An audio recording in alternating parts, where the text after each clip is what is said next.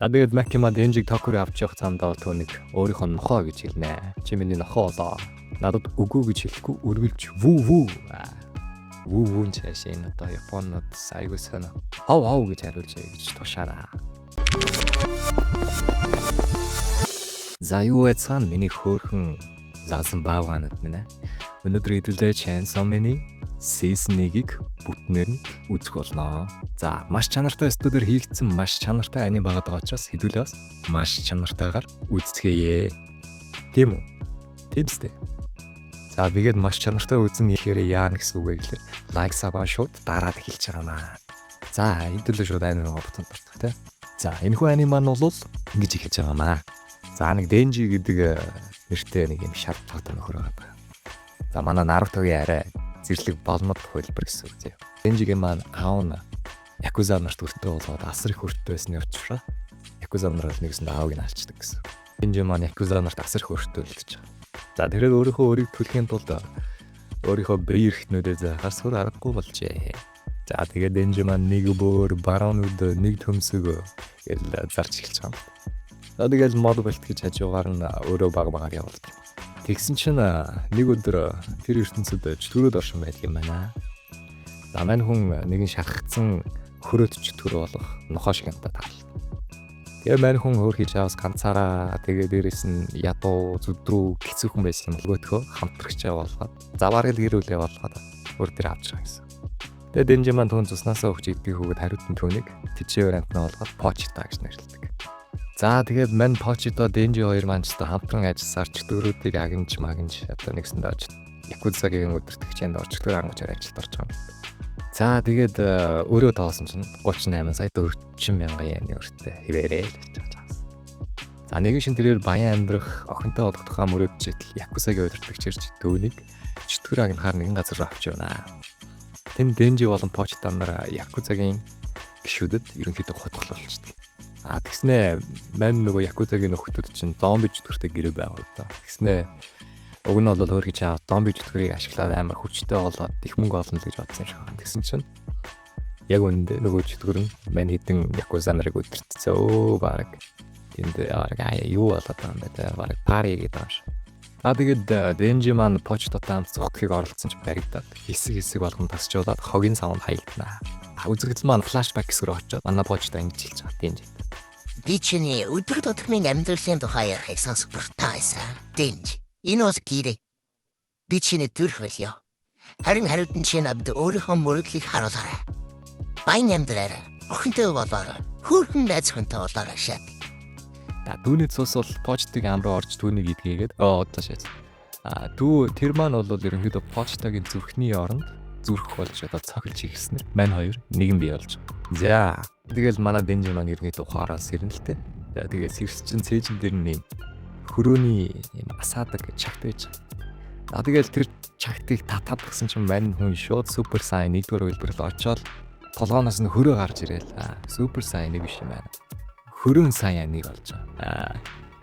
За тэгээд зомбинууд чинь тогтлол мань хүн чинь тэн донд ч ерөөсө 360 780 эргээд л ерөөсө гараа хөл толгооноос нь ахуулаад бүгдийн тасцаж хаяа тэр зомби чөтгөрийг бол ерөөсө хачин болгож байгаа. Тэгээд байрандаа байгаараа гөлгөө гэж хэлээ. За тэгэл тулалцаар байгаад өглөө болтол чөтгөрийн ангуучдын бүлэгмийн нэгэн нууцлаг толгойлогч нэгэн эмэгтэй орж ирнэ. За тэгээд тэр нөхөр бол ерөнхийдөө чөтгөр гарч ирсэн гэдэг мэдээллийн дагуу хурц ирсэн юм байл л. Тэгсэн чинь мань хөрөөтэй нөхөр чи аль зэний нөгөө хэдийн нядлаа тавьсан байхгүй яах вэ? За тэрхүү байгууллагаас сурж ирсэн нууцлаг эмэгтэйг Макима гинэ. За Макима маань бол ерөнхийдөө чөтгөрийн ангуучийн байгууллага дотор бол нэгэн дээгүүр цолтой нэг төслийг удирдах гэдэг нэг нөхөр юм шиг байна. За тэгээ мэдээж тэр төсөл нь бол юу аах вэ гэхээр чөтгөрүүдийн эсрэг тулдуулах. Тэгээд аль болох өөрийнхөө доор олон чөтгөрүүдийг илсүүлээд буун чөтгөрийг ер нь алах зориг та. За энэ ертөнцид нь бол ерөнхийдөө хүмүүс хэр их чөтгөрөөс айн тухайн чөтгөр нь төдий чинээ хүчтэй байна гэж энэ бол явдаг. За тэгээ хамгийн хүчтэй чөтгөр нь мэдээж буун чөтгөрөө байгаа. Хүн болол буунаас айдаг шүү дээ. Тэвс. Чи ч айдаг шүү дээ. Айдгүй мэйдэг үйлчлэх гэдэг юм шүү дээ. За тэр яах. За тэгээ Макима маань л ерөнхийдөө Денжигийн өмнөх түүхийг сонсоод за түүнийг чөтгөрийн ангуучийн байгууллагт оруулахаар болдог. За тэгээд Макима Денжиг Токио авч явах замдаа түүнийг өөрийнхөө нохоо гэж хэлнэ. Чи миний нохоо болоо. Надад үгүй гэж хэлэхгүй үргэлж вүү нь цааш энэ одоо Японод айгуу сонио. Ав гэж хариулж гэж тушаараа. За тэгээд мань хүн бол ингэж хэлж байгаа. Би чамаас хоёрхан зүйл хүсэж байна. Нэгт ажилласаа хизээч бүү зогт. Хоёрт үргэлж чи миний үгэнд ор. Хэрвээ чи сайн нохоо байж чадах юм бол би чамд хайртай болно. Гэт ерөнхийдөө мань нөхрийг бол зүгээр тархитл хийчихэж байгаа байхгүй. Синхрониза. Хэрвээ хүн болгонд агуу мөрөөдөл байдаг бол манай Денжи зөвхөн талхан дээр чанал төрөх идхийг л хүсдэг хүн ба. За тэгээд мань хоёр явж явах замдаа сөөрхөн мань нөхөрт хоол моол авч өгöd. Гэсэн чинь мань нөхөр чинь хатсан талхнаас өөрөө мэдж үзэж байгааг болохоор тэр юу гэдэг үлээ донг юу лээ тэрний чинь нэг савхтай бөөрийнхи баад гэдэг чинь тэрийг авч өгсөн чинь мань хүн бүр баг би баг амьдралтай юм үдэж үтсэнгүү ямар гоё юм бэ нэ гэд манай Денжигийн шинэ амьдрал иргэд эхэлнэ. За Токиод очиод чөтгөрийн байгууллагууд чөтгөрийн ангуучдын байгууллагт очиод мань Макима түүнийг Аки гэдэг нэг нөхөртөд танилцууллаа. За нэгсэндээ манай Денжигийн хагалцагч иргэд ийсэн ч бол гэхдээ яг яванд хамтрагч болно л доо. За тэгээд мань хоёрыг танилцуулаад мань Денжи Акигийн амьдрахаар. Тэгэл мань хоёр гараа явж ирсэн аа. Мань Аки хоёулаа шиг булын иргэд тохоо асууж. За тэгээд мань хоёр булын иргэд тогссон чинь Аки түүнээс асууж байна. Чи яагаад энэ ажлыг хийх болсон юм? Шалтгаанаа ил. Тэгсэн чинь мань Денжи зүгээр л өөдөөс нь би Макиматай ойрох. Би Макимад сайн гэж хэлээд мань Акид цодолж байгаа хгүй мань Денжи. За ерөнхийдөө шалтгаанууд мань Аки бодоод иймэрхүү ажлыг юм хөнгөн зөрөгтэй хүмүүс хийх юм бол чөтгөрүүдийн гарт маш хордон ухнэ гэж бодоод ер нь Денжиг бас жоохон ингээд тэ хайрлаад байгаа хөө. Тэ чи иймэрхүү зорилготой юм чи ер нь удаан рискгүй шүү үгүй шүү гэлээ. За тэгсэн чинь мань Денжи бол шууд Акигийн төмсг рүү 2 3 паач аа. 先輩は優しい人なんだなおい。俺は喧嘩されただけ。Тэгсэн чинь мань Аки хэлж байгаа хөөх би чөтгөрүүдтэй найзчдаггүй. Би тэднийг адах гэж л ирсэн гэлээ. За ерөнхийдөө бол мань Акигийн гэр бүл нь бол бууны чөтгөрт алуулцсан юм байна л. Тийм болохоор ерөнхийдөө чөтгөрүүдэд амар өс концентрат гэсэн үг. За тэгээд мань Денжи Аки хоёр эвдэрцээд Акигийн гэрт очноо. За тэгээд эхнээсээ л мань Денжи ч одоо тэгээд хоосон амбарт амьдарч исэн юу гэр мөрт амьдарч мэдэхгүй нөхөрсөн баг 0 ч гэж хараагүй нөхөр болох. Тэгэл бүх юмыг оролдож үзээ, сонирхож үзээ, амар зав амьдрал мань Акигийн ерөөдөд гисрийг бол барж байгаа маа. За дараагийн хэсэг мань хоёр бол нээлтсэн нэг ог болцаа. Нэгэн хүний бие гэсэн сүнчтөрийг агнахаар очиж байгаа. За тэгээд Денжи түүний хөрөөгөр биш ерөнхийдөө сүхээр гад нэг сүх авцсан. Одоохондоо бол хараахан өчөө өдөрт сүрэг байгаа гэсэн. За тэгээд Аки түүнээс яагаад түүнийг ингэснэг асуухад өвдөлт бахтаа үхээсэй гэж хүссэн гэж хэлдэг. Үүнд дургуйцсан Аки би чөтгөрүүдийг үзье.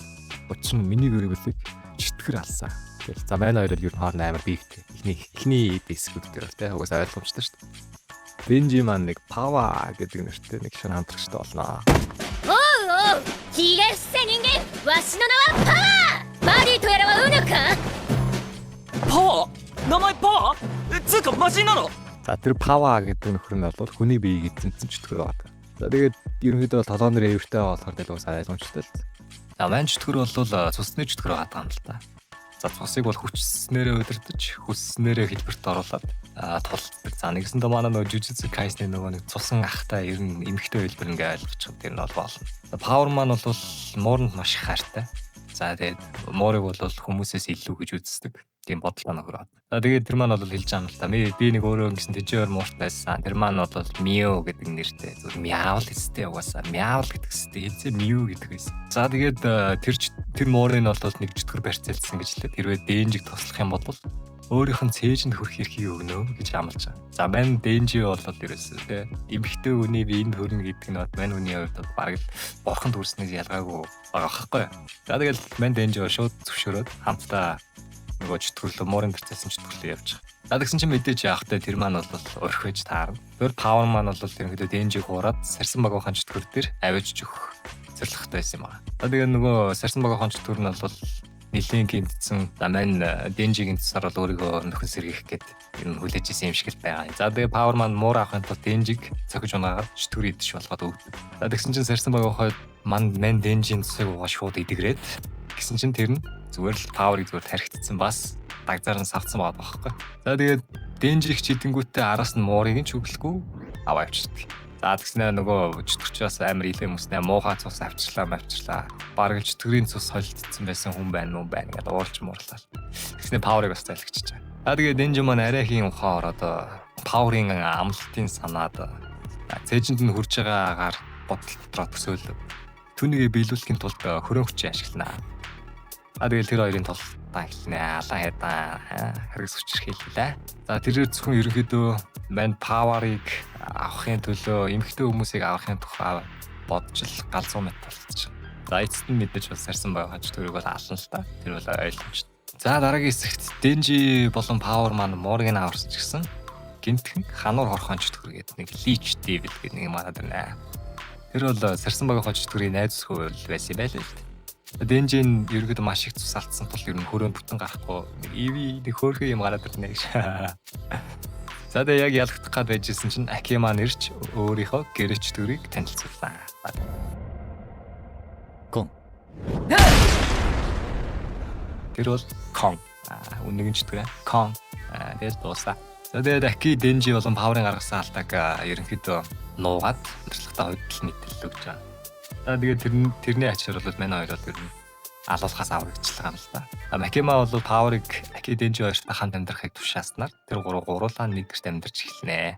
За тэгээд Павер маань бол Денжи дамсаасаар 3 удаа хүрэх цээжиндээ хүрэх эрхийг нь өгнө. ほれどうした嬉しいじゃろもめもめ За манай Денжи хамгийн ихнийхээ хүрх эрхийг ашиглаад хүрсэн боловч түүний төсөөлж байсан шиг гайхалтай мэдрэмж төрөөгүй. Павер цээж том харагдуулахын тулд хиймэлж хэрэгвч ашиглаж байсан мэдээд урам амар хуурд. Иви. Тэгээд тэр амнасараа Денжин тавьж тоглолцсон байхад ердөө л инөө гэсэн байртайгаар бодноо. За маргааш нь Акима түүнээс ерөнхийдөө яагаад сэтгэл тундрагааг насвсан чинь Денжи бүх хүнийг Акима түүнийг өөртөө ойртож өөрийнх нь цайжинд хүрэхийг зөвшөөрв. За энэ мэдрэмж Денжид өмнөхөөсөө тийс маш хүчтэй сэтгэлд хүрүүлснээр энэ бол нэг л өөр юм байна. Дотор нэг юм өөр байна гэдгийг анзаарч байгаа. Өөр хэлгүй яах вэ? Өөр хэлгүй яах вэ? Акима үүнийг ашиглан Денжид хэрвээ чи бууны чөтгөрийг авсдах юм бол ямар ч хүслийг нь биелүүлнэ гэж амлаж түүнийг дахин төвчлөө. За ерөнхийдөө бол нэг тайлбар хэлэхэд байна шүү дээ. Мань хүн хөрөмж төр болохоор маш их цус алддаг.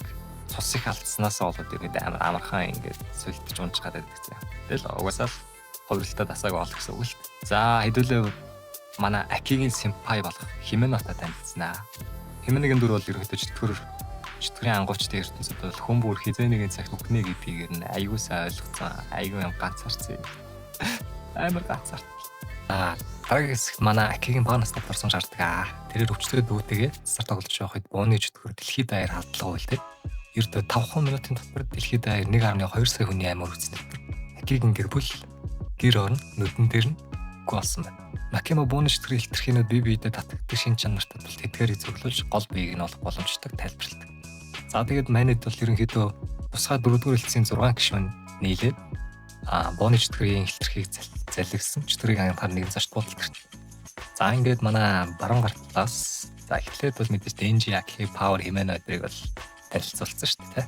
За тэгэнгүүт одоо бол нэмдэг нь Кобени тэгээ Хироказо гэдэг хоёр нэмэгдэж байгаа. За энэ Кобени бол ер нь айгаа хөгээ олгаач мэдээд авч байгаа гэж.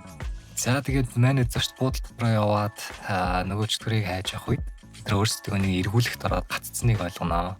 Манайд тэгэл дээшээ 9-р давхарлуу гараад буцаад 8-р давхар. Доошоо 8-аас буусан ч буцаал 8-р өдөр. За тэгээд Аки өрөөнүүд дэх цагнуудыг шалгахад бүгдээрээ ингээд 8.8 дээр зогссон байдаг. Бид нар бол нөгөө чөтгөрийн бүртээсэн орон зайд ерөнхийдөө гацчихж байгаа байхгүй. За тэгээд тэр гацснаа ойлгосон чинь Кобени шууд дагжин чичирч нэг сонь үйлдэл гаргаад идэм аа тэнэгтээд. Манайд ч тэгээд тэндээ яаж гарахаа мэдэхгүй нэлээд цаг нэлээд хэдэн өдөрч болоод байгаа юм уу? Эргэлцсээр за ерөнхийдөө эхний парт манд дуусч байна. За тэгэхгүй бол манай бичлэгийн уртч нэлээд яваад миний хэл хамч нэлээд ээрч муураад за сүүл рүүгээ бараг л гацаа болж дуусна андуудаа. Тийм учраас хэдүүлээ парт 1-ийг энэ үргээд дуусгачаа. За тэгээд нэг худалгүй парт 2-ыг оруулаад энэ нэмийг мөсөн дуусгана. Санаа бүзөө. За тэгээд лайк, subscribe мартваа. Like, subscribe сайн ба. Бол дараагийн хэсэг өдөн шүү дээ. Андуудаа. За да баярлалаа баярлалаа. Чүс.